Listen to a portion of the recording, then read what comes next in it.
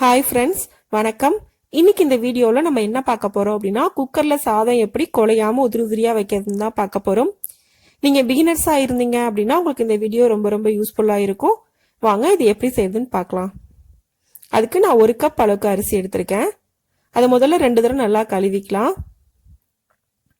நல்லா மூழ்கிற அளவுக்கு தண்ணி ஊற்றி நல்லா 2 தடவை கழுவி எடுத்துக்கோங்க. அரிசியை நல்லா கழுவுனதுக்கு அப்புறம் நம்ம ஊற வச்சோம், நமக்கு சாதம் நல்லா வெள்ளை கலரில் கிடைக்கும்.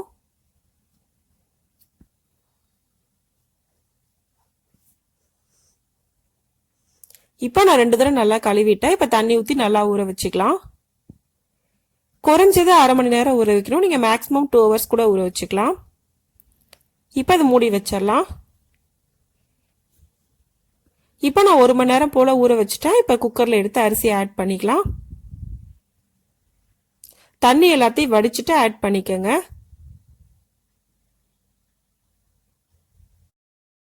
இப்போ இது கூட நீங்க எந்த கப்ல அரிசி எடுத்தீங்களோ அதே கப்ல 1 கப் அரிசிக்கு 2 கப் அளவுக்கு தண்ணி ஊத்திக்கங்க.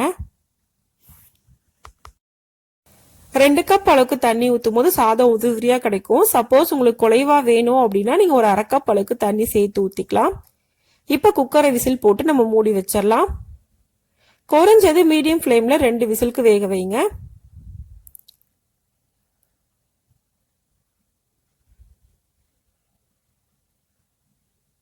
இப்போ 2 விசில் வந்ததுக்கு அப்புறமா நம்ம அடுப்பை ஆஃப் பண்ணிடலாம். ப்ரெஷர் போனதுக்கு அப்புறமா நான் ஓபன் பண்ணிருக்கேன். இப்போ இதை நல்லா மிக்ஸ் பண்ணிக்கலாம். குக்கர்ல சாதம் வைக்கும் போது நீங்க குக்கர்ல அப்படியே வச்சுட்டீங்க அப்படின்னா கட்டி கட்டி ஆயிடும். ப்ரெஷர் போன உடனே இந்த மாதிரி ஓபன் பண்ணி நல்லா மிக்ஸ் பண்ணி வச்சுக்கோங்க. அப்படி இல்லைன்னா ஒரு ஹாட் பேக்கோ ஏதோ ஒரு பாத்திரத்துக்கு டிரான்ஸ்ஃபர் பண்ணி வச்சுக்கோங்க. இந்த வீடியோ உங்களுக்கு பிடிச்சிருந்தா லைக் பண்ணுங்க, ஷேர் பண்ணுங்க, கமெண்ட் பண்ணுங்க. மறக்காம சேனலை சப்ஸ்கிரைப் பண்ணுங்க. தேங்க்ஸ் ஃபார் வாட்சிங்.